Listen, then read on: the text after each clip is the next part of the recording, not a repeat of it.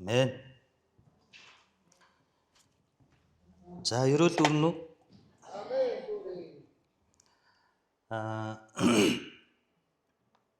Дажгүй шүү. Тэгтээ жоохон дажтай арай болог. Эсний өдрийн яг төв цуглааны хүндэтгэл дээр 2 дахь удаа сүрийнх маань гарч байгаа. Авууштай, магтууштай нэг зүйл нь заасан бүх юмыг айгүй ингээд тусгаж авсан байна тий. Пианон дээр ингээд намайг тоглож байхад утсан дээр бичээд ийсэн чинь яг тэрийг сурсан байна, холболтууд сурсан байна. За тэгэл энэ манай охин бейс гитар бас сая ингээд шин дуун ороод ирэхэд шууд тоглож чадчихээн тий. Бөмбөр дээр байна. Саяны 92 ихэр шиг манай энэ бөмбөрчин пианоч хоёр бас ихрүүд байхгүй эрэгтэй эмэгтэй болохоос. Тэгээд ийм олон залуучууд анхын тайзыг хийхэд ланаах нэг миний уурыг хүргээд лана пастор нэг будж байгаа нэгээд бүр нэг улаан галтар амар юм будсан. Би ирээд уурандаа бүгдийг хуулж авч хаяад дахиж шинээр ирэхэлж жагаад өөрөө лагдсан байхгүй. Тэгээд чи лагдчих байхдаа яг энэ шалны паркетыг шахаа сууж байхдаа би дотроо бодсон ийм том заална, ийм том тайзан дээр тийм ээ баг манай хуучин барагийн заал шиг тайз байгаа шүү дээ. Ганцхан хүн зогсоод магтандаа удирдна гэхээр ил хөл харагдах байх таа гэж дотроо залбирангаа хийж исэн. Тийм мэдээж ганцаараа гитартаа магтандуугаа удирдаад үгээ дамжуулаад ингээд бүр анх сүм эхэлж байгаа юм шиг явж исэн үеийг бодвол өнөөдөр хүүхдүүд маань баг багтахгүй шүү дээ тийм ээ. Ингээд 2 магтандууны групптэй байна гэдэг чинь миний хувьд аюу ашигтай байхгүй. Тэгэхээр өсвөрийнхэндөө баярлалаа.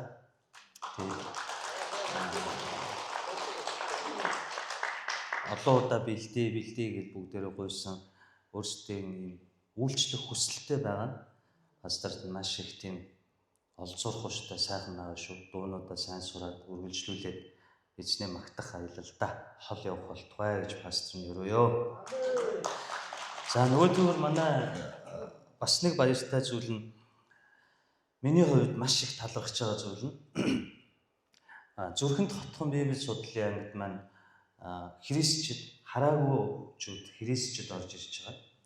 Үүнд би маш их талархаж байгаа. Тэр хүмүүс маань Библи судлал дээр хамт орж ирээд тийм ээ хэдий эзний төлөвлөгөөний дагуу ямар нэгэн байдлаар хорвоо ертөнцийг бид нар шиг харахгүй ч гэсэндээ тэдний сүнсний нүд нь биднээс илүү тод байж биднээс илүү олон зүйлийг ойлгож чуулганы маань онлайн үйлчлэлтэй хамт оролцож байгаа нь үнэхээр эзэнд талархаж байна. Энэ интернет тийм ээ энэ одооны энэ медиа ирэх үед энэ бол маш том ерөөл өөрөө гүйж очиод үйлчилж чадахгүй тэр хүмүүстэй бүтэн чуулган байдаг гэж шүү дээ тийм үү хараа шүү дээ. Тэгээд пастор нь хүртэл орж ирсэн. Пастор нь бас бурхны хүн мэдээж бид нар шиг харддаггүй. Гэхдээ тэндээс ингээд эзний үгийг ирж хайгаад бид нартай хамт судлахаар орж ирсэн. Би онцгой маш их баярлсан. Хэрвээ би маань өвдөөгүй байсан бол би тэр хагасанд бүр илүү хүчтэй эмоцтой ярих байсан баг. Даач яг хичээл орно гэд зар тавьчаад яг 4 цагаас эхлээд үнэхээр боломжгүй байсан учраас тэр хагасанд хичээл ороогүй. Тэгээ өчигдөр Йошуа номынхоо 15 дугаар бүлэг рүү орсон байгаа. Эзний ивэл ийм гайхамшигтай юмаа гэдэгт талархаад хараад сууж байна. Тэгээ та нар маань бас эзэндээ талархангаа хамт залбираарай гэж хүсэж байна. За, Йошуа номны 15 дугаар бүлэг бол ихэвчлэн Библийн сургуулиудаар өөр газруудаар семинар сургалтын дээр алгасах нь хаашаа юм. Гэхдээ бие даалт өгөөд орхичдаг ийм бүлэг байна. Яг тэгэхээр та нар унших юм бол дандаа Юдагийн газар нутгийн хил хязгаарыг түүнд орших хотуудын нэрсийг дурдсан бүтэн нэг бүлэг байна. Тэгэхдээ энэ хотуудын нэрсийг дурдахдаа хамгийн урт бүлэг, хамгийн ихээр ганцхан Юда овгийн тухай өгүүлсэн ийм бүтэн бүлэг байна. Энэ бүлэг дээр гарч байгаа нэрсийг уншихад бид нар мэдээж Монгол нэрс байгаад орхон, булган, тийм ээ хар хангаа, завхан, усын тис гэж яриул хичнээн ядаж мэддэг учраас тэнд чинь ядаж уснуур байдаг ч гэдэг юм уу мэддэг учраас тэдэн километр хол байдаг гэж мэддэг учраас жоохон тогтож уншиж болгоч. Бид нар Израилийг мэдэхгүй, Палестиныг мэдэхгүй, хойд Юуда, өмнөд Юуда, хойд Израилийн тухай мэдэхгүй.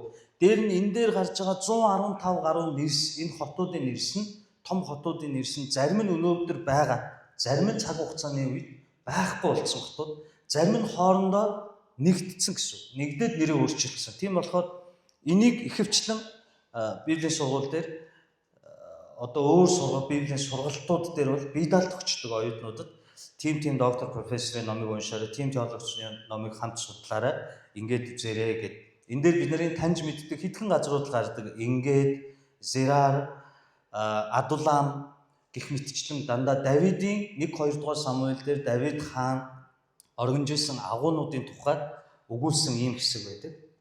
За энэ хэсгээс бид нар яаж энэ Юда овгийг хамгийн түрүүнд сонгох болсон бэ гэдэг зөв асуулт тавьж ээж зөв хариултаа өгүүлжлүүлнэ гэсэн.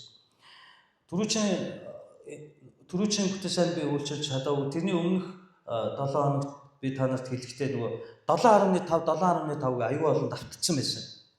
Аюул олон хүмүүс олзуурхаж ирэл 7.5 бишээ пастраа гэл. Уул нь чинь нэг тийм айхтар зөв биш шүү дээ, тийм үү? Яагаад гэвэл тэртээ одоо Израилийн газар нутгийг бид нэг агаар дээр суугаад бүр сурцж төсөөлж хараад тийм. Транс Йорданд Манасе, Рюбен тэгээд Гад овгийнхан байж байгаа шүү дээ. Манасе овгийн тал гэхээр 2.5 гэхээр 12 овг аймгаас хасгаар 9.5 гэдэг нь тодорхой байхгүй юу? Ингээд 9.5 овг аймаг нь одоо яг Сис Йордан буюу яг жинхэнэ амлалтын газараа хуваарлах гэж байна.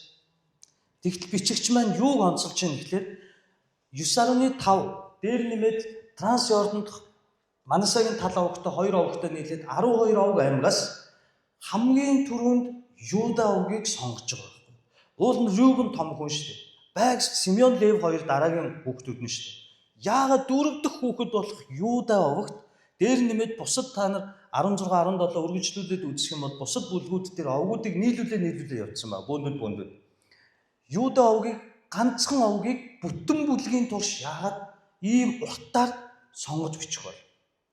Одоо 16 дугаар бүлэг бол Ефраим овг гарна. Ефраим овг бол одоо бидний үзэх 15 дугаар бүлгийн тал шиг богинохоо овг.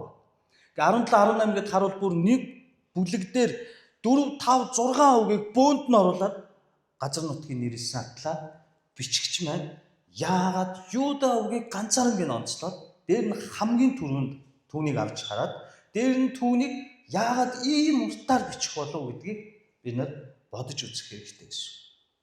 Мэдээж бид нар эхнээс нь унших юм бол олон нэрсүүд байгаа ч гэсэндээ энэ дээрээс бид нар хэд хэдэн зүйлийг олж харж болно гэсэн. За Юда овгийн тухай бид нар яагаад ихэнд сонгогдсон, яагаад хамгийн чухал тооцсон, яагаад ийм уртаар бичсэн гэдэг асуултуудаас хөврөөд өнөөдөр 21-р зуунд энд амьдарч байгаа та бидэнд бичигч маань чухам юу хэлж үлдээхийг хүссэн бэ гэдгийг бид нар эхлээд ойлгох хэрэгтэй гэсэн. Та нар сайн анзаарах юм бол 15 дугаар бүлгийн 1-ээс бичигч маань том улс төрийн тухай ярьж байгаа.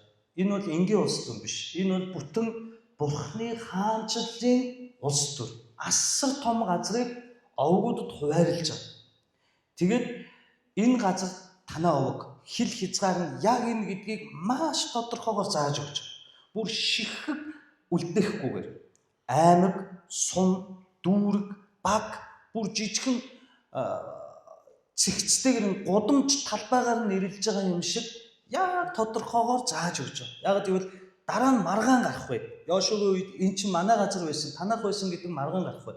Нөгөө төгөр үүнд Бурхны зан чанараа уншиж байна.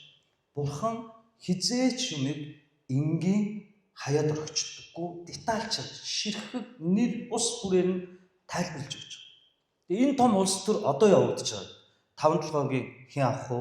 Одоо хэрүүл болоод байгаа уул уурхайн ордууд дээр ард нь ямар улс төрчдөө хэн байна? Бөө юм болж штэ энэ том улс төр явж байна. Яг гэвэл энэний цаана маш том газар нутаг, үндэсний аюулгүй байдал хил хязгаар яригдчих байгаа байхгүй. Тэгээ нэмээд монголчуудын ирээдүй яригдчих байгаа байхгүй. Монгол улсын бүтэн жилийн биш, бүтэн хэдэн 10 жилийн төсөв яригдчих байгаа. Тэгэхээр Бурхны хаанчлалдах энэ улс төр бол маш чухал учраас маш болгоомжтойгоор эхнээс нь нэрлж явж байгаа. Би зүгээр товчхон сонирхуулах үүднээс та нарт уншиж өгье. Ибусчууд юм бил энэ Иерусалим хүрч тэндээсээ Рифаимын хүндийн хойд зах Хиномын хүндийн баруун талд орш буулын оройг өгсөж өгдөг. Тэндээсээ уг хилийн шугам нь Нефтаогийн усны их булг руу мушгирч Эфрон уулын хотууд хүртэл үргэлжлэн Баала уул руу энэ Кирят Ярим эргэв. Уг хилийн шугам нь Баалагаас баруун зүг Сээр рүү эргэж Ярим уулын энэ нь Хесалон хойд хормоо дагуу үргэлжлээд Битшемеш руу уруудан Тимнад хүрчээ. Энэхүү хилийн шугам нь Экроны хойд талд хүрээд Шикрон руу чиглэн эргэж Баалаар үргэлжлэн Ябнеэд хүрч тэнгисээр төгснө. Харин өрн буюу баруун хилийн шугам нь их тэнгисийн эргийн дагуу байлаа. Юудагийн хөвгүүдийн бүх ургийг тойрсон хилийн шугамыг тоочвол энэ билээ. За ойлгож байна уу? Эхлээд бүх хилийн зааг нь тавьж өгч байна. Манайх бол юу вэ? Замын үд. Энээс цааш бол Хеттийн газар нутаг. Нөгөө талд нь Сэлэн буюу Алтан булаг. Энээс цаашаа нь Орсын газар нутаг. Дээшээ нь бол Баян үлгий. Түүнээс цаашаа нь Казахстаны газар нутаг. Яг ингэж зааж байгаа шиг маш тодорхой эхлээд хил хязгаарын зааж. 1-ээс 12 дугаар бүлэг хүртэл хил хязгаарын зааж явж яснаа. Бичгч маань гинт далийн. Би нэг номлолын дундуур далиждаг штеп. Сэдвээсээ гажаад өөр юм яриад ингээд хөшин шугуулаа явуулдаг шиг. Бичгч маань энэ том улс төрийн тухай ярьж байгаа байхгүй юу? Маш том улс төрийн тухай ярьж штеп. Энэ дундуур нэг далийн ороод ирэхээр хүмүүс бухимддаг штеп. Ийм сонин далийн яагаад бичгч маань оруулаад ирж байгаа юм бол гэж бодохоор бичгч маань гинт сэдвээсээ хазгаад далигаад эхэлнэ. Хиний тухай ярих уу гэвэл нэг гэр бүлийн тухай ярив. Хиний гэр бүл вэ гэвэл Калеб хэмээх хүний гэр бүлийн тухай. Бид нар өнгөрсөн хичээлдэр үзсэн, өнгөрсөн номлол дээр үзсэн. Калеб яадаг вүлээ? Бэлэн тэр том газрыг эзлээд авцсан. Тэгээ хуваарлдаг. Калеб өөрөө Юда уугийн хүн. Тэгээ тэр газрыг хуваарлаад дуртайгаа Калеб авах эрхийг 45 жилийн өмнө Бурхан Мосегээр дамжуулаад сойрхоцсон. Өөрөөр хэлбэл эзэлж авсан тэр бүх газраас Калеб бүгдэнд нь гიშгэж дайцсан учраас гიშгсэн бүх газраас чи Калеб буюу Йошуа та хоёр хүснээ авах болно гэд Мосе бүр тушаал лүндэн буулгацсан гэсэн. Энэ амлалтыг авцсан Калеб өнөөдөр Йошуатай уулзаа чи санаж гэнэ гэсэн Йошуа санаж байна. Хоёулаа залуу халуун байхдаа 45 жилийн өмнө үнэхээр 10 тагнуул 12 туршуултаа яваад 10 тагнуул цацааны итгэл тээсэн бол чи хоёр Мосетэй хамт зогсоод залуу халуун насандаа Бурханд итгэх жинхэнэ итгэлийг хамгаалж чадсан юм аа. Тэгээд жинхэнэ итгэлийг хамгаалсны төлөө миний нүдэн дээр Бурханы оршихуй дотор агуу удирдагч Мосе маань Калебийн газар заавал амьд үлдэж орох болно. Гიშгсэн газар бүрийг өгөх болно гэж хэлснийг би гэрчилнэ. Өнөөгийн агуу удирдагч Йошуа энийг гэрчилж өгöd. Тэгсэн чи Калебийн үд үлээ. Би байсан бол энэ эзлээд авцсан зөвхөн очиод амьдрахад бэлэн газруудыг харж аваад за өгшөндөө энэ парк тоомдох энэ дөрөв өрөөл таалагдаад энийг өгчгтөө гэд ярьчихвал ярьчихна. Яг л хэдийнэ надад ордер бичил өгчихнэ. Бэлэн газар. Гэтэл Калеб юу гэдэг вүлээ? Үгүй Йошуа, чи санаж байгаа бол 45 жилийн өмнө би энэ уулархаг нутаг буюу Кирят Арбаг авъя гэж гуйсан юм аа. Би энэ газрыг л авмаар байсан. Гэтэл Мосе биш Йошуа юу гэдэг вүлээ? Тэнд чинь анаагчуд байна. Авраг биетнүүд байна. 45 жилийн өмнө чи хоёртой хамт туршууд явсан андууд маань цацааны итгэл түүж итгэлээс ухрахтаа тэр өндөрлөг газрын анаагчуд авраг биетнүүдийг тэр өндөрлөг газар байгаа хүчрэх хотуудыг хараад итгэл нь мохсцсныг чи санаж байна уу? Тэгэхэд тийм ээ. Гэхдээ би одоо хэдийн 85 таач 40-тэй байсан шигэ хэвэндээ байна. Тийм учраас би бэлэн хоол авахгүй. Би өөрөө очиод анаагчуудыг үлдэн хөөгөөд аавна гэж. Энэ бол гайхамшигт Калеб итгэл байхгүй. Бид нар амьдрал дандаа бэлэн юм хүсдэг. Дандаа бэлнийг сэтгэл амар зүйлийг авахыг хүсдэг. Энэ том улс төр дундуур далийн юм ороод ирж байгаа шалтгааныг би тайлбарлаж байна. Өнөөдөр та нар хардаа ерөнхий сайд нь унлаа бослоо. Монгол улсын засгийн газар нэг сайдуудтайгаа нэг тогтвортой бензинчгүй юучгүй байгаа юм байхгүй болохгүй энэ хүнд үед гиддэг далийн нөхөр орж ирээд би одоо нэр өс дурдаад явахгүй орж ирэнгүүтээ 4 жил гишүүн байхад нь эрүүгийн хариуцлага өргөхгүй байцаан шийдэх хуулиар шийдэхгүй зүгээр байя гэж өөрийгөө хамгаалсан хууль бариад ороод ирэхэд нөгөө нэг битан янз бүрийн хүмүүс ч ууралж байгаа шүү дээ. Чи их хурлыг муухай харагдуулаад байна шүү дээ, тий? Улс орон ийм байхад бид нар хичнээн гишүүч гэсэн тэр халдшгүй дахин ирэх гэдэг чинь чөлөөтэйгээр үг үзэл бодлоо илэрхийлэх гэж зориулагдсан ирэх болохоос биш бид нар худлаа луур хийчихэд тэрүүгээрээ өөрсдөө хуулиас хаацалах гэж хамгаалах ирэх биш ээ. Чи буруу яриад наад хуулиа татчихаач гэж. Яагаад энэ имзэгтэй үед ийм далийн юм барьж орж ирэхээр тэр гişүүд байтугай харж байгаа миний хүртэл дургу урж. Ийм байж болохгүй. За гэхдээ одоо бичгчийн маань далиж байгаа нь бол тэр мэртэй харьцуулахгүй өөр далилт. Гэхдээ энэ том улс төрийг ярьж яснаа гинт Калебийн гэр бүлийн тухай ярихаар сонир санагдаж шүү дээ. Та боддоо энэ гэр бүлийн хэрүүл одоо манд ямар хамаатай юм бэ? Энд чинь Бурхны хаанчлалын хамгийн том улс төр ярьж байсан чинь Калебийн тухай 13 дугаар зүйлээс гинт ороод ирж байгаа. Яагаад гэвэл өмнөх бүлэг дээр бас гинт Калебийн тухай өгүүлсэн. Яагаад энийг бичгч маань дахин оруулж ийн гэвэл Калебийн итгэлийг биднэрт сануулад байгаа байхгүй юу? Энэ Юда гэдэг хүн яагаад ийм юрөөл авсан тэр нууц нь энэ Калебийн итгэлтэй бас холбоотой гэдгийг сануулахын тулд дунд нь гинт Калебийн гэр бүлийн тухай яриа орж ирж байна. Би өмнө нь ярьж байсан хэрвээ би Йошуа байсан бол Калеб тандаад миний өгш одоо 85 хүрлээ. Тэ? Одоо яах юм бэ? Одоо насны өгсөн чи дахиад айн юм. Тэгээд чи хартаа Хеброны өндөрлөг уус. Чи Ерихо ямар хүчрхэг хот байлаа. Хэдэн метр өндөр хүчрхэг чулуун цамхаг байлаа. Тэр цамхагийн цаана дахиад авраг биетэй Анакчууд байгаа. Одоо бол бид нар эзлээгүй. Энэ 12 овг аймгаас тэр Кирьят Ярим буюу Хеброн руу дайрсан нэг ч хүн байхгүй. Кирьят Арба. Яагаад гэвэл энэ өндөрлөг уулархаг газрууд татлаа. Түүн дээрээ Ерихо шиг авраг хотууд татлаа. Дотор нь дахиад авраг битнүүд байгаа учраас бид нар жоохон байж гэд үлдээ чинь бахад чи дангаар очно гэж юу. Манасагийн тал овг хэдийн трансферт буццсан. Рюбен том овгууд нь буццсан. Одоо энэ 9.5 овгуудаас Юда овгийн чамтай нийлээд тийшээ явах хүн олдох болов. Тэгэхээр миний найз одоо насны бүхсэн дайн тулаа гэдэг юу. Чи 40 жил чөлөөр тэнсэн, ангад сангасан, ганцаардсан, өлссөн, махсан энэ их зовлон амьдралыг туулаад арай ч юу гэж амлалтын газар орж ирээд ам тавин бүхний өмнө дахин 5 жилийн турш ам үсэн дайн хийчихэд одоо миний найз бэлэн зөндөө газар байна. Батлон хашаа байшин байна. Хуучин дархан 4 өрөө байна. Тийм ээ, шинэ дархны автовокзалын тэнд том парк таунуудад байна. Бүр дургуун өргөлийн 25 дугаар хороололд газар авах юм уу? Бүр бэлэн хаус барьсан газар байна уу? Байна. Бүр болохгүй бол чи хол амьдрмаар байвал ийш нь дээрэн лөө оч. Тэнд бүр 100 ширхэг чацарган тарьсан үр жимсээ өгж байгаа том хашаатай өөрсдийн гэсэн нарны тийм ээ цэнэглэгч панелтай тогтой ийм сайхан өөрийн худагтай бүх юм нь бэлэн газар байна. Чи хүснээ авч болно шүү дээ. Сонгоч. Би ингэж хэлэх байсан. Хэрвээ намайг Йошуагийн оронд ингэж хэлсэн бол Калеб надад үгүй. Би 45 жилийн өмнө энэ уулархаг нутгийг л хүссэн. Яагаад гэвэл энэ уулархаг нутаг дээр Авраам итгэлийн үг эзэгүүлэх Авраамын эхнэр Сара нас болсон.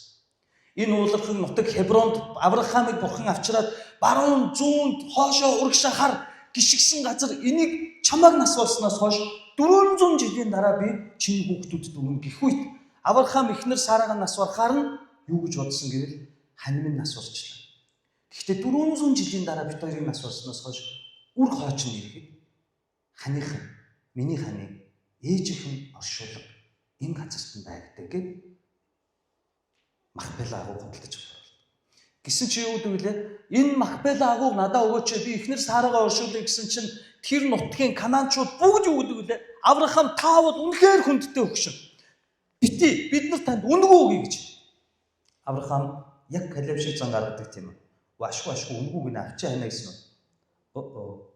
Би зохих ёстой үнийг төлж ав.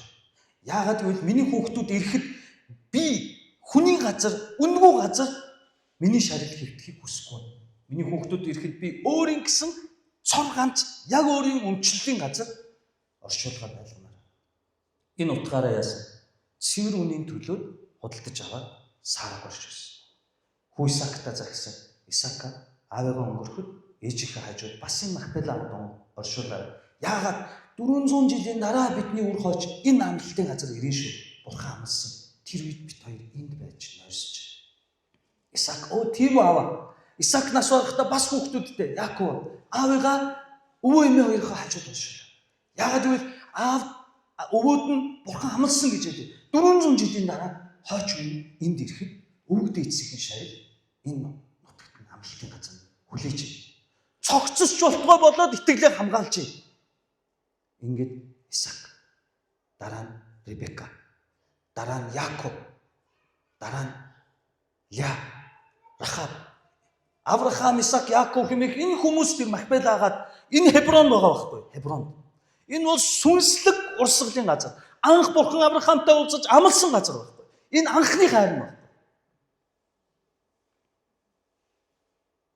Энэ учраас Калеб энэ газрыг Анак нь байна уу, Манак нь байна уу, юу нь байна хамгаалжлаа.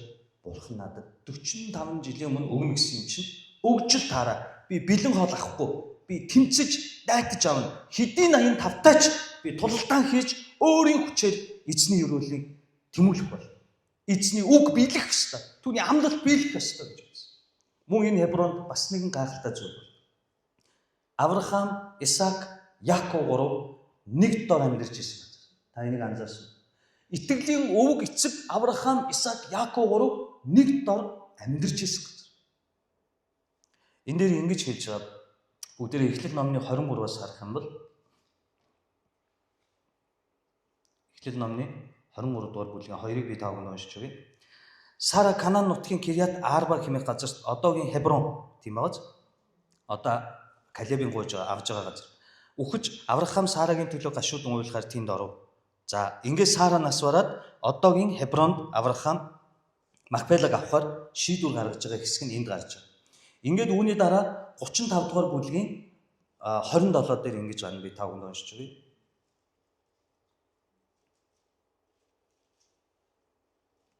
Тэгээд Яаков Кириат Арба Хеброн багаж. Тэгээд Яаков Кириат Арба Мамрэ руу явж эцэг Исаакт очив. Кириат Арба гэдэг нь Авраам, Исаак хоёрын сууж байсан Хеброн мэлээ. За юу гэж вэ? Авраам, Исаак хоёр хамт байсан чинь ачхүү хэн нэрж байна? Яаков нэрж байгаа байхгүй. Нөгөө хол байсан юм шиг энэ гурван хүндэт итгэлийн бааtruуд нэг дор амьдарч байсан Авраамд амласан ийм сүнслэг өрөөлийн газрыг Хеброн энэ газрыг авахыг хүсэж байна.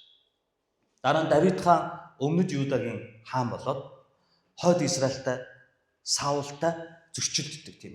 Энэ үед өмнөд Юдагийн хаан байхдаа Давид хаан Хебронд яг 7 жил өмнөд Юдаг захирсан Юда хаан.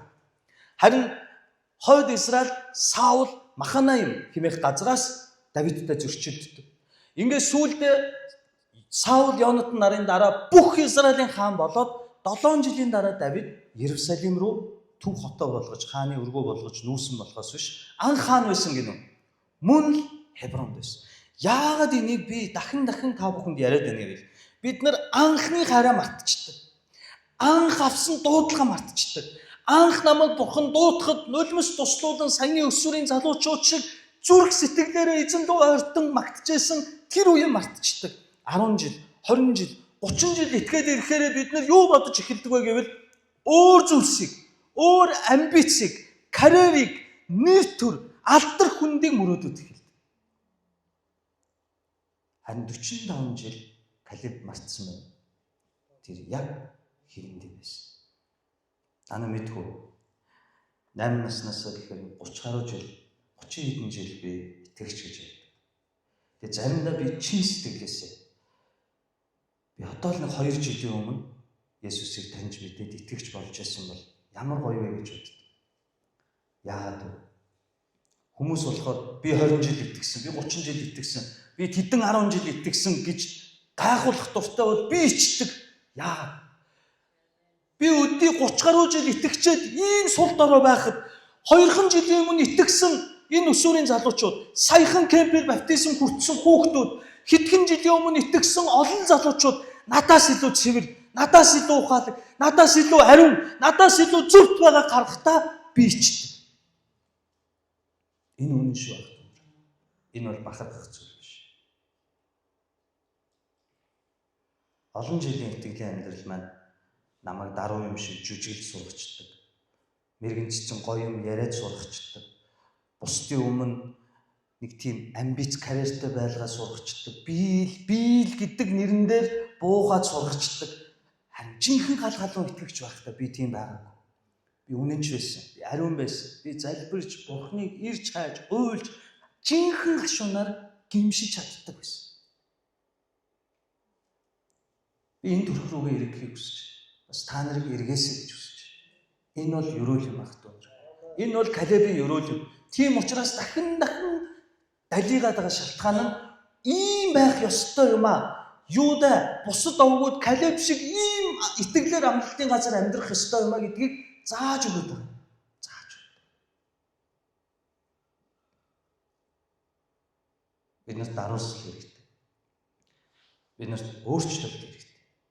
Бид нар анхны хайраа санддаг байх хэрэгтэй.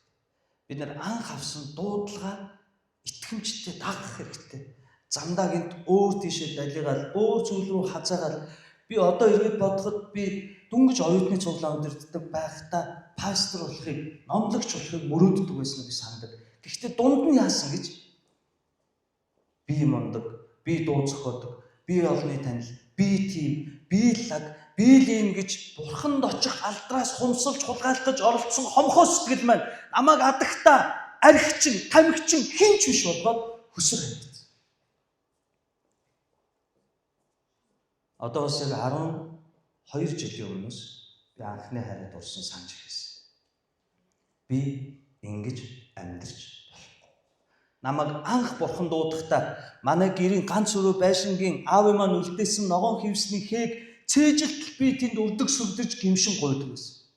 Би бүр газар хивсэн дээр сууж гуйдаг байсан тэр ногоон хивсний ширхэг бүр хээ өнгө бүрийг нүдэндээ одоо ч төсөөлж харах цээжлэх хүртлээр би сөхрөн уйлж гимшин залбирдаг байсан. Тэр хайр маань өнөөдөр хайрч байна. Амбиц, карьер, алдар нэр, хүндлэл бусдаас авах гэсэн ийм байдал дарагдчих. Ань Калебийн хувьд хувираагүй гэдгээ өөрөө гэрчилдэг. Тэгээд амаараа би 45 жилийн өмнө 40-тэй байхдаа авсан тэр амлалт нь одоо 85 хүрсэн 45 жилийн дараач би яг тэр хэвэндээ байна гэж хэлж байгаа тэр зөвхөн хэлсэн үг нь биш. Үйлдэл нь дахиад тэр бэлэн байгаа газар руу бус дахин босч тулаан хийж байгаа. Хинтээ хамгийн том хотууд, хамгийн сүнслэг оршихур, хамгийн сүнслэг булаг болсон Хеброн хэмээх гайхамшиг газар руу дайн хийхээр 85-та өвгөн таягаад дулаад алхаж яваа. Тэр итгэлийг Библи биднийг анзаараасаа гэж хүсэж байна. Энэ бол Бурхны бидэнд сануулж байгаа гайхамшигтай зүйл. Тиймээс бүгдээрээ дахин нэг удаа анх дуудагдчихсэн бүр гал халуун тогтож сууж байж чадахгүй байсан тэр гайхамшигтай эзний хайрлууга эргэх цаг хэдийн болж яах вэ? Амен үү? Танаас юм ингээд зуусгээ бодогч нь бодох хэрэгтэй. Бид нэр эргэх хэрэгтэй. Бид нар даруусах хэрэгтэй. Бид нар эзэнд алдрыг өргөхч болж амьдрах хэрэгтэй. Түүнээс хуваалцагч биш, хувгаалагч биш, түүнээс хүртэхийг хүсэгч биш. Зүгээр л байгаа цус, мах, бод, хөлс, нус бүх юм маань бүгд байж болох бүх юм маань зөвхөн эзэнд алдрыг өргөхөөр Бурхны алдаршуулахаар зориулагдсан түүний хайртай хүүгүүд байх болтугай хэмээн эзний нэрээр өрөөж байна. Үргэлжлүүлээд бид нэр Юда номыг харах юм бол Юда ном нь бас нэгэн онцгой зүйл байгаа. Бүхэлдээ бол би түрүү хэлсэн 115 газрын нэрс дурддагддаг. Эндээс цаашлаад 29 том хотын нэрс дурддагддаг. Ингээд эндээс цаашаа 33 дугаар зүйлээс 63 хүртэл тэд нар Юбусчуудыг хөөхгүй үлдээсэн тухайгаар энэ бүлэг маань гонигтайгаар дуулсан. Би тавханд уншиж өгье. Гэвч Иерусалимд оршин сууж байсан Юбусчуудыг Юдагийн хүүгүүд хөөн гаргаж чадаагүй. Учир Юбусчууд Иерусалимд өнөө хүртэл Юдагийн хүүгүүдтэй хамт амьдарч байна. Энэ гайхамшигтай ирээлийг хэдий авсан ч Юбусчуудыг бүрэн хөөж гаргахыг дэд хууль тооллого номон дээр Мосегийн дамжуулан тушаасан яасан бэ? Үлдээсэн. Өнөө хүртэл тэд нар байгаа юм. Хин Юбусчуудыг хамгийн сүүлд эцэслэн хөөсөн бэ гэвэл Давид хаан бид. Иннээс хойш 12 шүүгчд буюу шүүгчд ном тэр чигтээ Филистүүд үлдээсэн Экроны зүгт үлдээсэн Филистчүүд мөн газар дундын тэнгисийн эрэг дагуу үлдээсэн Филистчүүд мөн энэ Иерусалимд үлдээсэн Ибусчууд мөнхийн дайсан нь болж хувирж байгаа. Хойч үед нь хэдэн жилийн турш дахин өөрсдийн том хотуудыг Кириат Арба, Иерусалим гэх мэт хотуудыг буцааж авахын тулд байнгын Ибусчууд, Филистичүүд үр хойчийг үргэлж доромжлон гутааж дайрж байгаа. Самсон шүүгчийг, тэр Еребоам олон шүүгчдийг 12 шүүгчийн үе өнгөртөл дахин дайрж байгаа. Хэн эцэлсэн гэвэл Давид хизээ гэвэл Иерусалимаас Ибусчуудыг хөөх ёстой гэдгийг Натанаас үг авсан Давид очсон чинь Ибусчууд доромжлон дооёолдог. Доглон сохронч Давидыг хөөгд гаргачна гэж хэлдэг. 2 дугаар Самуэль номон дээр. Энэ үед Давид юу гэж хэлдэг вэ гэвэл Иерусалимын усны нүхний цоорхоогоор Давидын үзэн яддаг доглон сохруудыг хөөн зайлуулах хүмүүс надтай хамт яв гэж хэлээд Иерусалимыг бүрэн цэвэрлэв. Энэ үед Хеброны очирдаг Калебын итгэл шалтгааны үр дүн гардаг. Бид нар мөн бодох хэрэгтэй. Өнөөдөр миний итгэлийн амьдралд үл тоож байгаа жижигхэн гэж хайж байгаа тэр олон зүйлс бидний амьдралд гай болох үс, бидний үр хоочод гай болох үс үйл явдлуудыг үлдээсэн байна. Калеб аргаа бараад энд нэг үйлдэл хийж байгаа. Би 18-19-ийг тавханд уншия.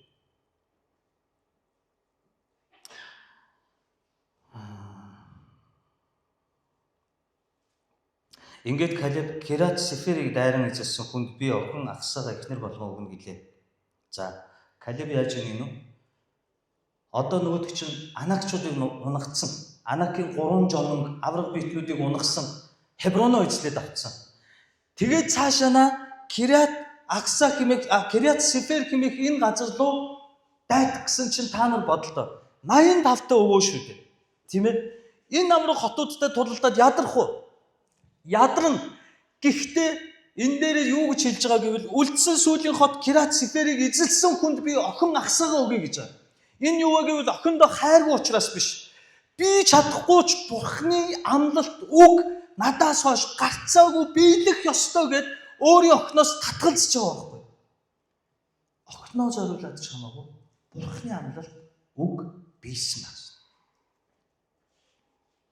Ингэсэн чинь Калебийн дүү Кинасын хөвгөн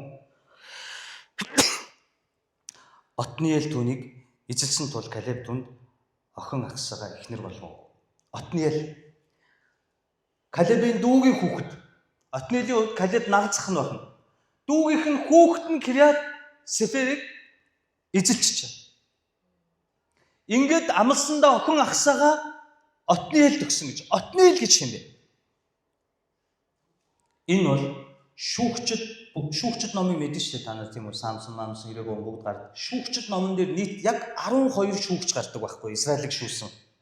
12 шүүгчийн хамгийн анхны шүүгч бол Отниел. Одоо та бодоод үз. Одоо ингийн өөрийнхөө амьдрал дээр бодоод үз. Хүүхдээ харамлаад ах үед Бурхан Кириат Сеферийг эзлээгүй.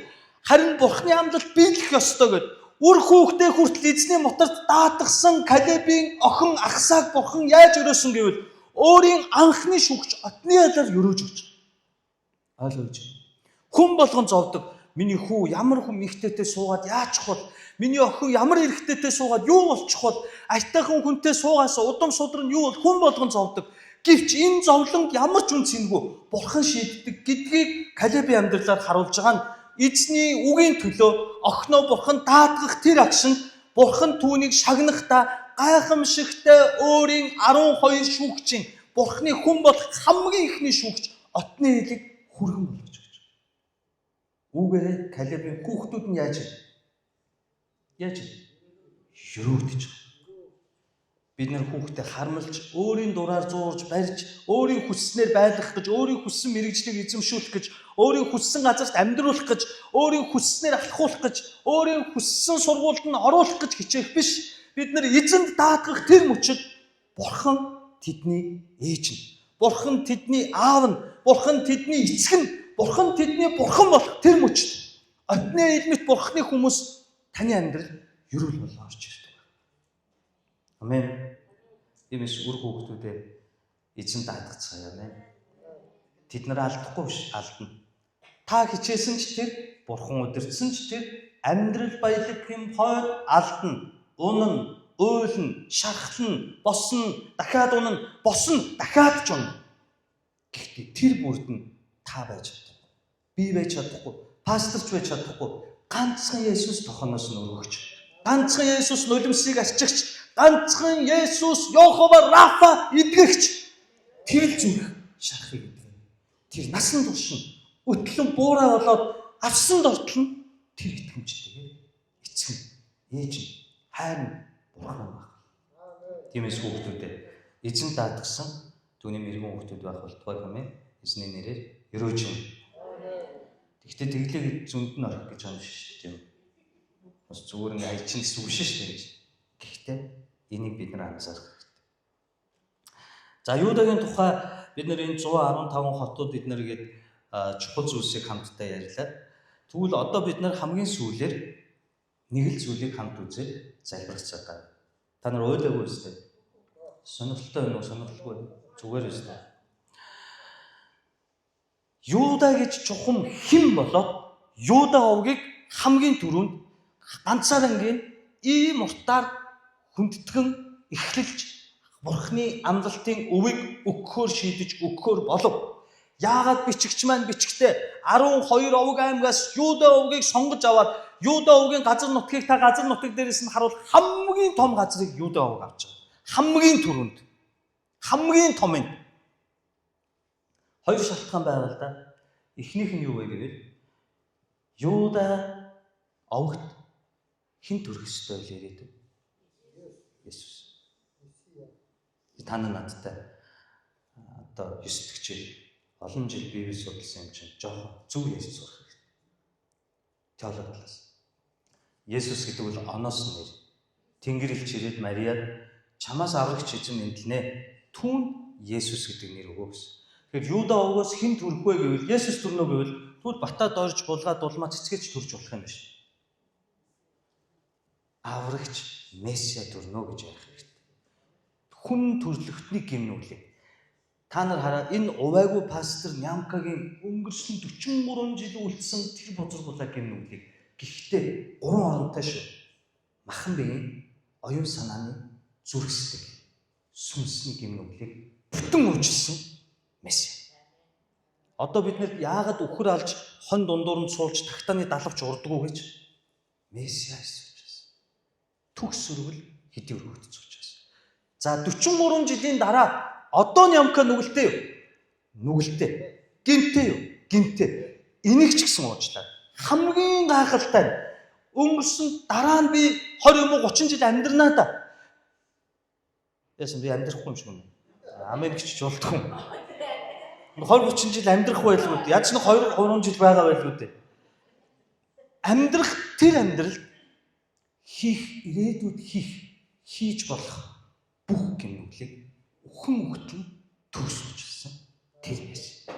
Ганцхан түүнд итгэх итгэлээр л миний энэ гэмнүглүүд хүчингү тооцогдох тэр Месиа. Хаан төрний нү? Юда овгот. Энэ ямар азтай овг вэ? Хамгийн том газрыг авдаг, хамгийн түрүүнд авдаг. Тэгээд Хеброн хэмээх тэр сүнслэг ёроолийн Авраам, Исаак, Яаков, Сара, Ребека, Леа, Рахелийн газрыг авдаг. Бүр хамгийн гоёудыг аваад хамгийн томуудыг хучин дараад тэгээ одоо дахиад Месиа Юда овгот. Оо. Яагаад Юда юм ёроолтой юм бэ? Тэр дэндүү төгс ариун хүн байсан юм болов? Юда гэж юм. Эхлэл номны 38-ын 1-11-ийг би та бүхэнд уншиж өгье. Юдагийн амьдралын нэг эдрэтэн хүчлэг. Тэр үед Юда ах トゥ нараас салж Адуламын Хира гэдэг хүн рүү хурч очив. Юда тэнд Шуа гэдэг Канаан хүний охиныг олж хараад түүнийг авч түүн дээр оров. Мөн өхөн жирэмсэлж хүү төрүүлэхэд Юда түүнд Ер гэдэг нэр өгчээ. Тэр бас дахин жирэмсэлж хүү төрүүлжээ. Түүнийг Онан гэдэг нэр өгөв. Тэр бас дахин хүү төрүүлж хүүгээ Шела гэж нэр өгчээ. Шелаг төрөхөд Юда Хизит байлаа.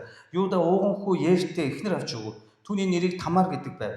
Юдагийн хүү Ер нь эзний мэлмид ёрын муу харагдсан тул эзэн түүнийг өхүүлжээ. Юда ононд чи ахынхаа эхнэр дээр орж хадам хүүгийн хувьд үүргээ биелүүлж ахынхаа төлөө үе залгамжлах үр удамтай болгож өг гэвэ. Тэр үр нь өөрийнх нь болж чадахгүй гэдгийг оноо мэдээд аавынхаа эхнэр дээр орох үедээ ахтаа хүү заяахгүй тулд үрээ газар тасгав. Түүний хийсэн энэ үйл эзний мэлмид ёрын муу харагдсан учраас тэр түүнийг бас өхүүлв. Юда өөрийн бэр Тамарт чи миний хүү Шелаг насанд хүртэл эцгийнхээ гэрт бэлэвсэн юмын ёсоор суу гэжээ. Учир нь тэрээр Шелаг бас ах нарынхаа нэгэн адил үхэхгүй гэж боджээ. Тэгээд Тамар эцгийнхээ гэрт очиж суув. Энэ үйл явдлыг санаж байна уу? Бид нар бол Эхлэл номын бүтэн үзсэн шүү дээ, тийм үү? Санахгүй бол өстой хэлгүүгээр сан. Юдагийн 3 хүү төрсөн гэж байна, тийм үү? Ел, Онан, Шела. Ел ямар нэгэн байдлаар эзний мэлмид ёрын мөг үлдсэн гэдэг нь юу хийсэн бичигдээгүйч Бурхны мэлмид ёрын мөг гэхээр байж боломгүй зүйлийг үлдсэн учраас өгсөн. Ингээд Мосегийн хуулиар Бурхны өгсөн хуулиар яах ёстой гэвэл Ерийн дүүн нас барсан ахыхаа эхнэрийг өөрийн болгож аваад түүнд үр удам заяаж ирээдүйн удмын таслахгүй байх үүргийг хуулиар хүлээсэн учраас Онан ахыхаа эхнэрийг авсан. Гэхдээ Онан юу бодсон гэвэл бузар муу бодсон. Би өөрийн төрсөн хүүхдүүдтэй, өөрийн эхнэрийн хүүхдүүдтэй хуваарлах өмчөө бас энэ бахын бэлэвсэн эхнэрээс миний хүүхэд төрчих юм бол энэ өмчөө хуваана. Нөгөө 3 өрөө байрны чи ордер дээр нэр нэмж өчөх гээд байна. Нөгөө газрыг чи 3 хувааж 3 гэрчлээ болгоод таслах гээд байна. Яшиг ингэсэнд оруулгээд Онаны хийсэн үйл нь Бурхны мэлмид ёрын муу байсан учраас Онанаас өгсөн. Ингэсэн чинь Юда яасан гинөө? Шелаг насанд хүртэл явжээгээд Тамарыг явуулчаад нутагт нь аваачаад хайчиж байгаа. Энэ яаж ийм гэвэл тэр эмэгтэйг үхэх гэж юм эсвэл. Үр унтсан тасраг энэ дэлхий дээр огт байгаагүй оргуу хоосон мэт Тамар байхгүй болсон ч миний хүү Шелагад амьд үлдээх нэ гэж бодсон гэсэн. Энэ мундаг бодолтой юм байна. Дэндүү хуваарчсан биш гэж. Тэр эмэгтэйгээс дахиж хүү төрөхгүй бол тэр эмэгтэйгийн удам тасраг. Тамарын удам тасраг. Юдагийн овгоос Юдагийн хүүхдээ суухгүй бол тэр эмэгтэй өөр хинтээ ч сууж болохгүй, хинч тэр эмэгтэйг тоож болохгүй. Харин ирчүүд 6 цэнгэлэг болгож болно. Ингээд Тамар яадаг билээ. Юдаг явж байхад нь замын цайны газар очиод янхан шиг хувцлаад Юдатай унтчихлаа. Та боддоо. Бэрээс нь хүүхдэн төрнө гэдэг нь гэр бүлийн амьдрал байж болж байна. Ингээд Юда яадаг вүлээ? Мэддэггүй явчихна. Харин Юдагийн хид хідэн гэрч болох таяг хид хидийн юмыг Тамар аваа явчихна.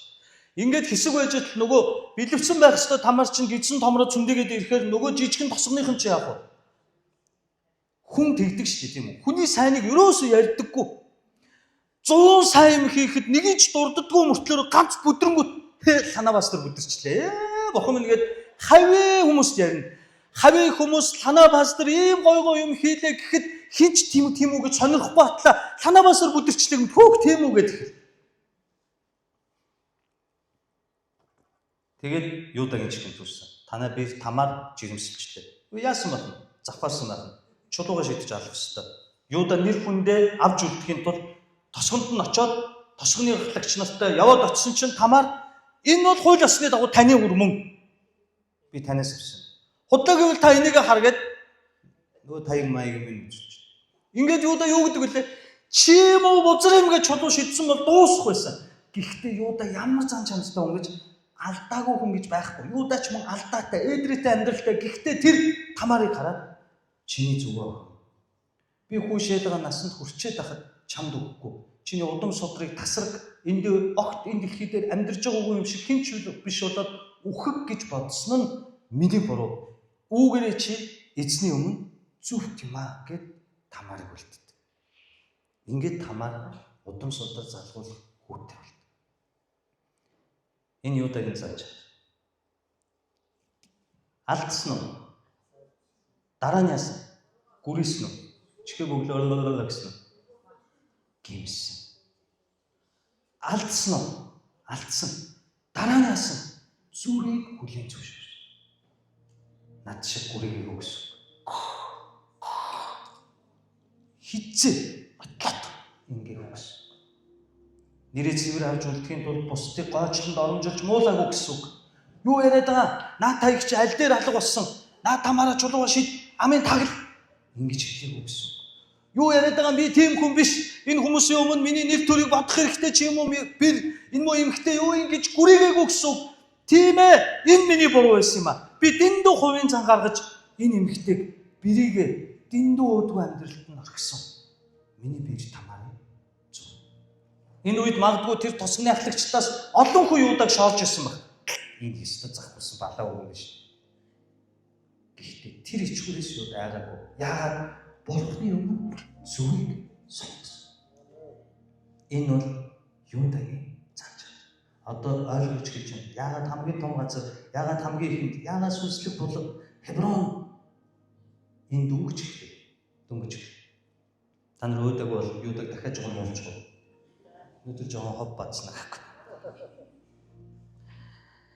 Үүний дараа Эхлэл номны 43:8-аас 9-ийг би таавал уншиж өгье. Юуда эцэг Израильда энэ хүүг надтай хамт явуулаач. Бид хөдлөе, явъя. Тэгвэл бид ч таач хүүхдүүд маань ч цөм өгөхгүй амьд үлдэх болно. Би түүнийг бүрэн хариуцна. Та миний гараас түүнийг нэхэж болно. Хэрэг би түүнийг танд авчирч өмнө тань тавихгүй бол би таны өмнө бүх өдрүүдэд нүгэлтэн болно. Энд нэг асуудал байна. Өөрийн хайртай дүү Йосефо харимтснуудад мөнгөөр зараад аавда өгсөн гэд хэлждэг энэ санааг гаргасан хүн хэн бэ? Юуда. Дүүгээ зарчиж байгаа та бод. Яагаад зарсан гэвэл өөрөөс нь илүү хайрлагдаад тахаар. Яагаад зарсан гэвэл 12 хүүтэй байж ганцхан Йосеф аюу гой хаан өнгийн дээл, гоёлын дээл хийж өгөхөөр.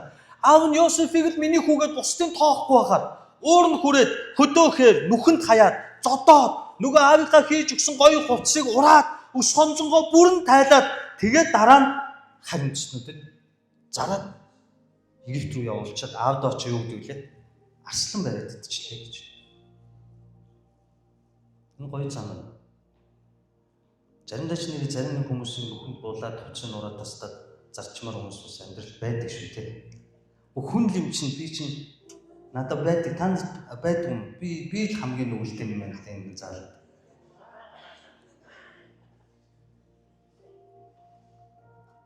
Энэ хин бэ гэвэл Юуда. Тэр юусэн бэ гэвэл Эхлэл номны 44:25 дээр ингэж хэлж.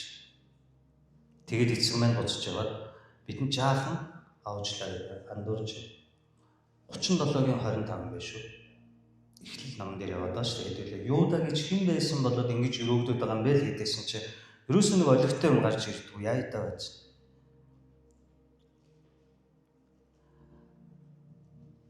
Тэд сууцхан хоолоо идэж байгаад нүдэ өргөн хартал Ишмаилчуудын жингийн цугаа Гилеадаас ирж яв. Тэд тэмээнүүдтэй амхлын өнөр тос бараа өнөр давирхаа гүгэл ачаад Египт рүү явж байж. Юуда ах тунстаа бид дүүгээ харж түүний цусыг нууснаар юу хожих юм бэ? Түүнийг Ишмаилчуудад худалдацгаая. Түүн гар бүү хүрцгээ. Тэр бол бидний дүү мах цусныг тасархаа гэсэн ах дүүнэр нь сонсцгоо. Хэн санаачлалын зарахыг Юуда санаачлаад зарчиж. —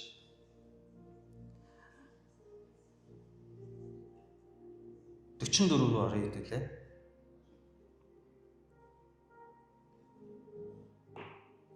Үүний гор нь одоо 44-ийн 25-аас эхлээд гарч.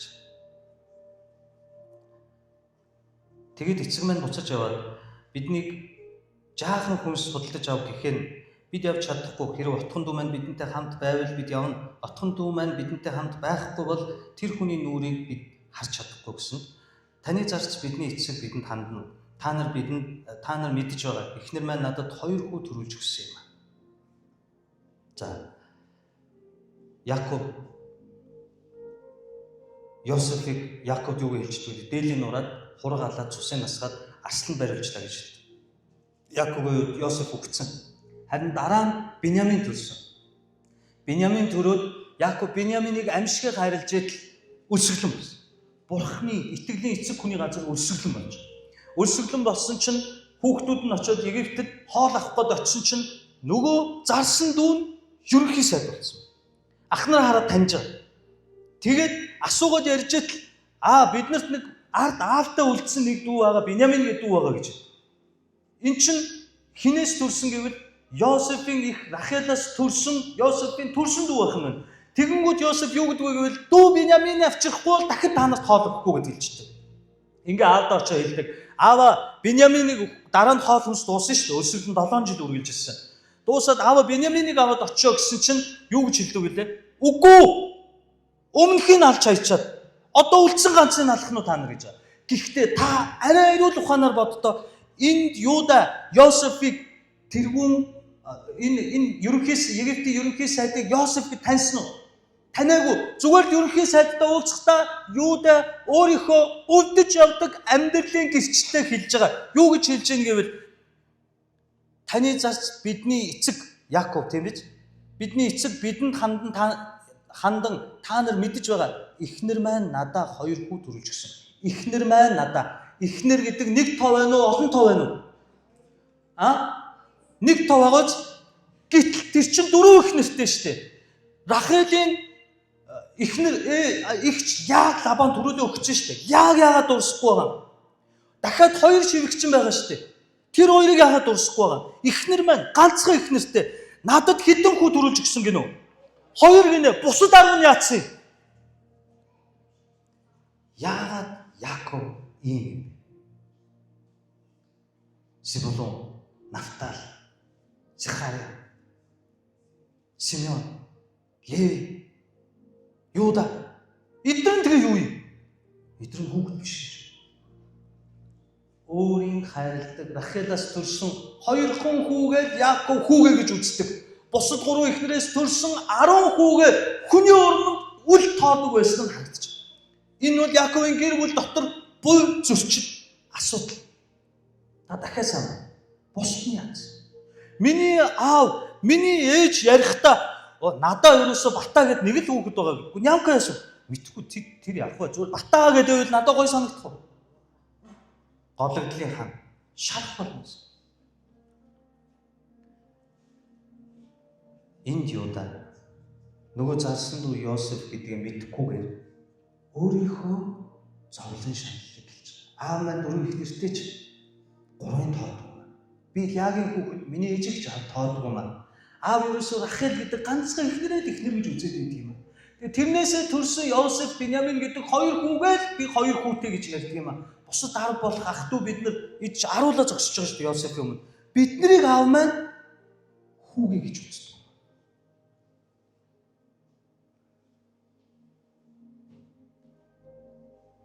Йосеф энийг сонсонгуудаа нөгөө өрөөнд тисгүй ороод уйлдаг.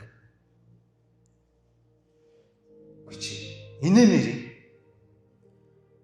та нар намайг зарлуу нааша гараад ир ихнээс чинь гэж яагаад цаазаар авдгүй маа гэхэд айлгамаар шорон морон шидээд барын ам руу нэг гарын хийж аваад үчи өшөөгөө аммаар яагаад тисгүй нөгөө өрөөнд ороо уулчиж байгаа. Та ерөнхийдөө хөрс өгтөө уулзаад юм ярьж байгаа доо манай аавыг тэр гэдэг юм аа ээжийг тэр гэдэг юм аа тэгтээгээд юм ярьж ч хөрс өгөх гээд ингээ гүйж аваад нөгөө өрөөнд ороо уйлаад онол та. Тэр ерөнхийлөгчийн зөвлөхүүд ордонд байгаа хүмүүс гайхамш энэ ерөнхийлөгч юу хэлээ ойлуулчих надад түр барьж байгаараа гэнэ үстэй. Бид нар үлгэр домог уншаагүй шүү дээ. Бид нартай ижилхэн л алдаж онж яваа. Бурхны хүмүүсийн тухай бид нар боддоор уншиж, мэрэгнээр сэтгэж, одоо амьдрал дээрээ тусгаж иж надад хэрэгтэй үгийг авах байх. Тийм биз дээ. Одоо юу болж байна? Йосефийн улсын шалтгаан юу гэж? Йосеф уйлаад ахнараа шууд уучлах үед би юу гэж боддог гэж ийм амархан уучлаад өстө хуучин хуцаа өмсөж гарч ирж чад за яалаа та нар нэг нэгээрээ өрөөд ядаж нэг нэг шанаадаж болно доо. Үгүй. Би тэнэг байна. Одоо та сонс. Отхон дүү маань бидэнтэй хамт байхгүй бол тэр хүний нүрийг би яаж харах вэ? Таны зарц бидний эцэг бидэнд хандан та нар мэдж байгаа. Эхнэр маань надад 2 хүү төрүүлж өгсөн гэдэг үгийг сонсоод Йосеф юу ойлгож уйлж уучлахаар болсон бэ? Йосеф би л ганцаараа зарагдаж, би л ганцаараа гоочлогдож, би л ганцаараа шоронд орж, би л ганцаараа энэ хайр үндэстэн донд хинч биш боллоо гэж шархалж явсан. Гэтэл өнөөдөр өөрийг нь хэн гэдгийг ч мэдэхгүй амьдралаа хуваалцаж буй ахийнхаа үгийг сонсоод Йосеф маш гүнзгий зүйлийг ойлгож байгаа нь энэ амьдралд би ганцаараа шархлаад, би ганцаараа гоочлогдоод, би ганцаараа хаягдаад намайг л ялгуурлан гадуурхаад байсан биш юм биш. Миний ах нар бас төрсөн цагаасаа шарахтай байсан юм биш. Эднэрт гондох шалтгаан байсан байж тээ. Яагаад гэвэл миний аав ганцхан намайг тоогоод, ганцхан миний дүүг тоогоод, ганцхан миний ээжийг тоогоод энэ ах нарын маань хүний урманд хүүгээч гэж үздэггүй байсан юм байна шүү дээ. Энэ ах нарын маань ээжүүдийг хүний урманд эхнэрээч гэж тоодгүй байсан юм байна шүү дээ. Би ганцаараа биш. Бүр миний ах нар надаас илүү төрсөн цагаасаа гатуурах гэсэн юм шүү дээ. Энийг ойлгосон. Энээс болж үнсэн ядах шалтгаангүй гэдгийг ухаарсан тэр ах Юдагийнхаа энэ үнэнч гэрчлэлийг сонсоод өөрөө ирэхгүй тэсэхгүй уйлаад тэр гайхамшигтай итгэл уучлал бий болж байгаа. Тэгвэл энэ Юдагийн гэрчлэл хаанаас бий болсон гэж Яаков хэлж байна. Нэг нь надаас явчихсан. Тэрээр үнэхээр тасчулсан байна гэж би хэлсэн. Түүнээс хойш би түүнийг хараагүй. Хэрэг та нарт хэн нэгнийг надаас аваад түүнд гай тохиолдвол миний буурал толгойг та нар өө гашуутаагаар үгсдийн орон очуулах болно гэв. Эцгийнх нь ам, хүүгийнх нь амтай холбоотой байт юм. Юуда нөгөө Йосеф дүүгээ гэж мэдэхгүй фараонд яриа л штэ тийм. Эцэг маань хүүгээ байхгүй үзээд үхэх болно. Тэгвэл бидний эцэг таны зарц буурал толгойд таны зарц бид өө гашуутаагаар үгсдийн орон очуулах болно. Таны зарц би эцэгтэй энэ хүүгийн төлөө даалт гаргаж хэрэг би түүнийг танд буцааж авчрахгүй бол би өөрөө эцэг таны өмнө бүх өдрүүдэд нүгэлтэн болно гэж хэлсэн мэлээ. Тиймээс зарц намайг энэ хүүгийн оронд эзний зарц болгон үлдээж түүнийг ах нартай хамт явуулж байгаа.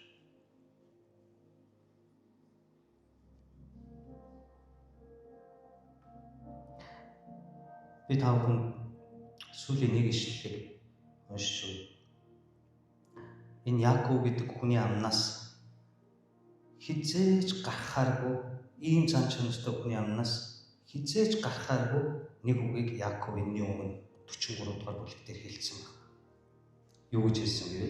43:14 дээр төгс хүчт нэгэн бурхан эзэн тэр хүний өмнө та нарт нэгүсэл хайрлаж тэр та нарт нөгөө ахыг чинь Биньяминтэй хамт буцааж явуулах болтугай. За би хүүхдүүдээ алдах ёстой юм бол алдаг. Одоо ойлгож ингэсэн үг байна. Яаковс дахин Биньяминийг гоох үед Яаков амьдралаа насны төгсгөлд иргэн харсан. Нэр би 10 хүүхэдтэй шудраг бус хандж. Рахелаас гадна 3 эхнэртэй шудраг бус хандаж амьдарчээ. Би ганцхан Йосеф гисээр байгаад Йосеф алдсан. Одоо би ганцхан Биньямин гэдээсэн чинь энэ 10 хүүхдүүдийн маань эхнэрүүд өсөж байна. Өсвөлэн болж байна. Үр хүүхэд ач зээнэр маань өсөж байна. Гэтэл би Биньямин гэдэг байдаг. Энэ амьдралын амар тайвныг би л хүүхдүүддээ өгч чадахгүй юм байна.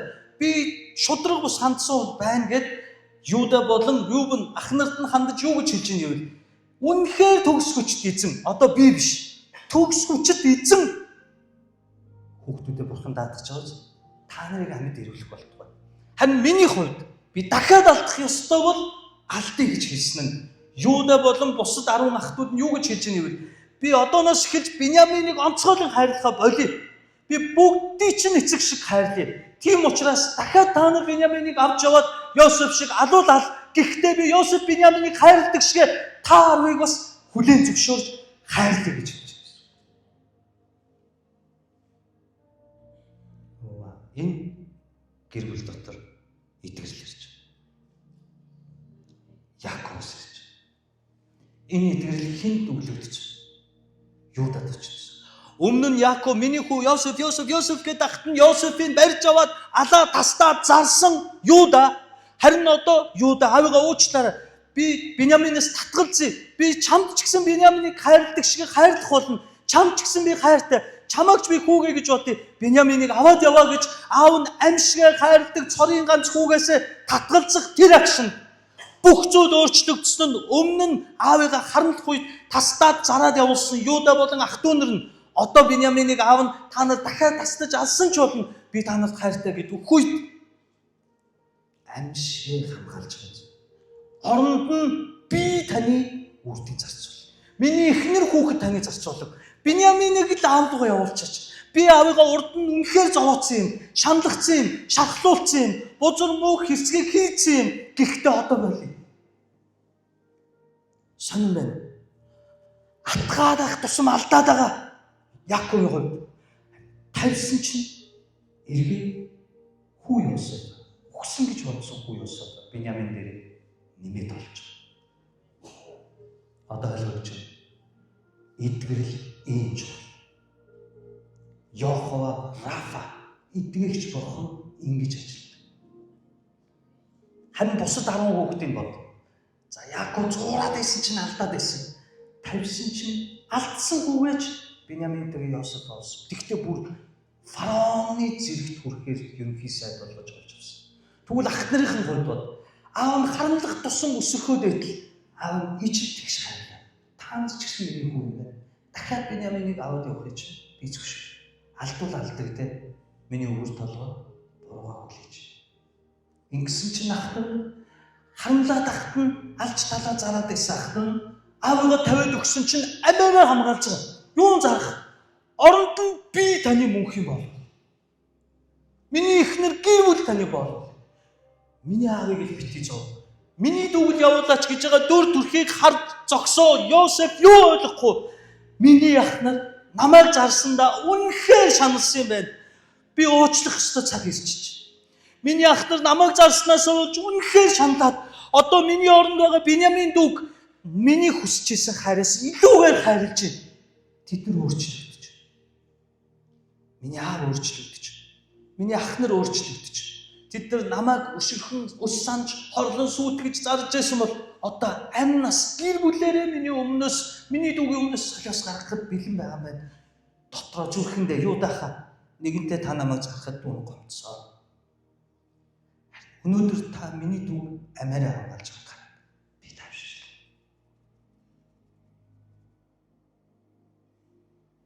Одоо хэн давхар итгэж Йосеф шарах. Ингээд ах дүүнэр тэмцэлтэн ойлдог. Ах нар нь харамсан гашуун гимшдэг. Аавдаа очиж хэлээд эднэр Египтэд ирдэг.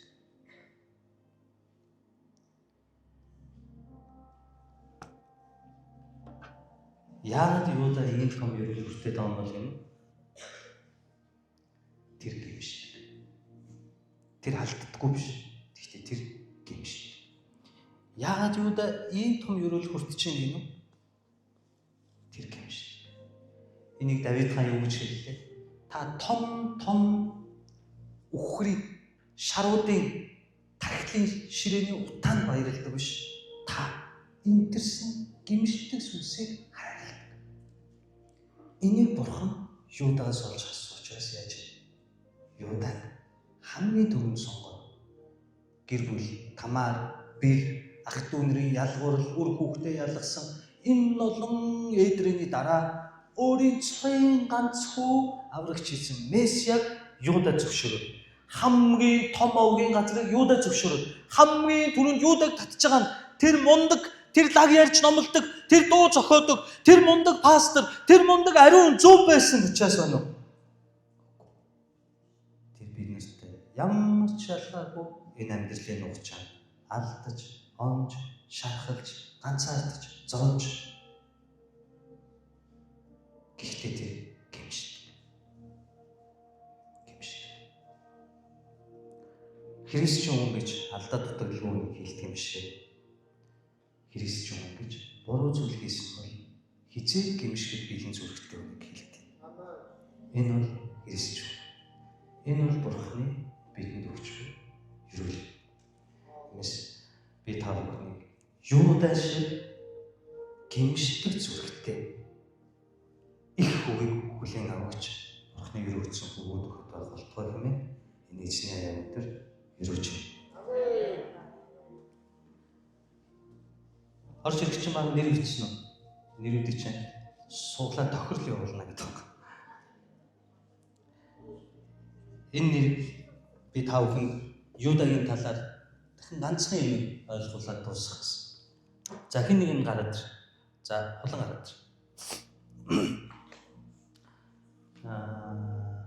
Хоёр нэгч гараад ир. За өөрсдийнхөө нэрийг олох гэсэн. Зоолотхоо хордлаа. Энэ олон хай хүн байна уу? Олчлоо. Үний ямар азтай шууд олчихлоо. Олчлоо за. За олчлоо шүү дээ болж. За та гарч ирээ. Ингээд бүгдээрээ нэг нэгээрээ хайвал яаж вэ? Цаг. За буцаарай гэж. Харин одоо та нар цуглааны дараа бүгд хэний ч хамаагүй өөрийгөө хайж энийг бити онгоч тонгоч. Хэний ч хамаагүй нэг нэрэл ав. Тэр хүнээ олоод оч. Тэгээд тэр хүндээ нэрийн өгөнгөө өрөөж өгөө. Юудагийн ирэлээр өрөөж өгөө. Тэгвэл хэн нэгэн бас таны нэрийг олсон нь таныг асууж байна. Танихгүй бол танилж бас өрөөж өгөө. Энэ бол Христ итгэл Бурхны хүний амьдралын зарчим. Би л байх ёстой. Би л гэдэг таны амьдрал удаашин, хоцрон, залхуутай, өөдгөө, увайгүй, хуваа хичээсэн Яаковын амьдрал шиг харагдана. Харин бууж өгöd. Тэр нэгийг дараа нь өгч ирээ. Бусдын төлөө амьдрч ирээ. Би энийг магадгүй халуунаад өгöd ерөөе. Тэгчээд халуунаа миний нэрийг өгж өрөөх ёстой гэж хүлээвэл худлаа. Халуунаас өөр хэн нэгэн ирээд миний нэрийг надад өгөн намайг өрөөх бол. Энэ Бурхны ажил. Хариу нэгдэггүй Бурхны ажил. Би л лаг байх ёстой. Би л амбиц, карьер, нэр хүндтэй алдартай бусад хүмүүс намайг л тоож, намайг л хүндлэх ёстой гэдэг л хизээч үгүй. Таны амьдрал өөдлөн дивжиж, хүрээ майхны чинь хэд хязгаар тэлэгдэхгүй. Энэ амьдралыг Бурхан ингэж зохиоцсон. Харин та бусдын төлөө амьдр. Нэрийг олоод тэр хүнээ хайж олоод өрөөж байгаа шиг та бусдад өгж сур. Бусдын төлөө амьдрч сур. Тэгвэл өөр хэн нэгнээр дамжуулаад Бурхан танд илүү сайн. Энэ бол Христ итгэлийн зарчим. Энэ бол та бидний амьдрах ёстой зарчим. Энэ бол Яаков Юудагийн амьдрсан зарчим. Ойлгосон зүйл нь энэ ерөнхийдөө амархан товчхон тайлбарлахад энэ юм. Бусдад тусал боломжтой хэдийнч өвчтөе нэгнийхээ төлөө хайр халамж үзүүл би хагийг асуу дэмж тусал тэгвэл өөр хэн нэгнээ дамжуулаад Бурхан танд заавал өгнө. Энэ танд эдгэрэл болох бол. Амен. Ямар супер ажил болж ирж байна. Шууд суглааны төгрөг явах гэж юм шиг ай. Манай DJ өнөөдөр жоохон тийм байна те. Амен уу. Бид нэг үеийг бодвол сайхан байртай чуулган маань өсчий гадаа байгаа машинуудыг хар те. Ингээд жижиг тэрэгнээс ингээд бүрүүс рүү ороод ингээл 20 30 болж явснаа 45 одоо бүр ингээ хараар мараар л ороод явж шít. Бүгдээрээ байр орон сууцтай болж байна. Энэ бүхэн бол Бурхны л. Өмнө нь яагаад болдгоойсэн? Өмнө нь яагаад болохгүйсэн? Энэ бүхэн бол үгийн хүч, даруйслын хүч. Нэг тэнгэрээс Бурхан бууж ирээд майхаа гэж танд 200 өгөхгүй. Гэхдээ хизээ нэг өдөр хинэгдэр. Та өөрийнхөө сонгосон нэртэй үнэл өнөөдөр өрөө. Тэгээ та хүлээж таны нэрийг хэн нэгэн барьж ирээд таныг өрөө. Энэ бол бусдын төлөө хөршөө хайрлах Бурхны үнэ амьдралын энгийн зарчим юм. Амен. Амен. Өдөр хамтдаа эзэн хандан залбирэн уулзлаа. Юудагийн ивэл алддаггүй төгс байх гэж хичээх нь хүчлээ гарсан юм байна. Харин би алдаж болох ч, унж болох ч, гимшдэг байх нь мэрэгэн ухаан юм байна. Гимшиж иргэдэг байх нь мэрэгэн ухаан юм байна гэсэн залбирлаар ерөөлөөр хамтдаа эзэн доо хандан залбирцгаая.